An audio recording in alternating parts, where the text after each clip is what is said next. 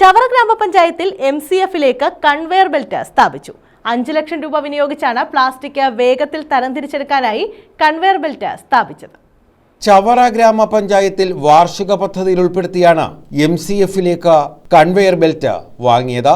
5 ലക്ഷം രൂപയാണ് ഇതിനായി വിനിയോഗിച്ചത്. കൺവെയർ ബെൽറ്റിന്റെ ഉദ്ഘാടനം ഗ്രാമപഞ്ചായത്ത് president advocate JR Suresh Kumar നിർവഹിച്ചു.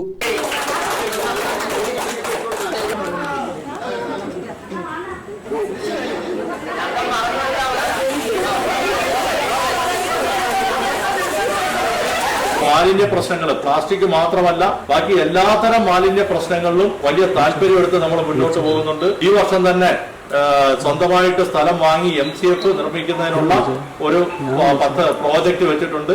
അത് പ്രാവർത്തികമാകും എന്നാണ് നമ്മുടെ വിശ്വാസം.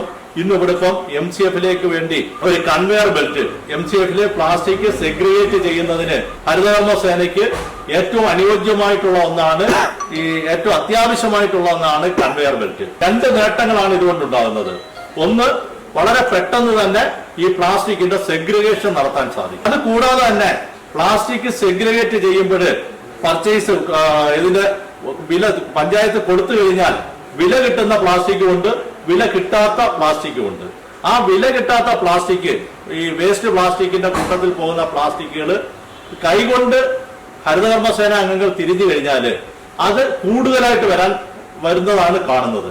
അത് കുറെ ഒഴിവാക്കാൻ ഈ കൺവെയർ ബെൽറ്റ് കൊണ്ട് സാധിക്കും. ചവറ ഗ്രാമപഞ്ചായത്ത് വൈസ് പ്രസിഡന്റ് I ജയലക്ഷ്മി അധ്യക്ഷത വഹിച്ചു. പഞ്ചായത്ത് അംഗം ശശിധരൻ പിള്ള, വികസന standing committee chairman Kuttiyil Latheef, മുൻ president K Babu, PR Jayaprakash, Rasheed, GR Geetha, Vidya, Divya, Radhakrishnan തുടങ്ങിയവർ പങ്കെടുത്തു. News bureau, Chavara.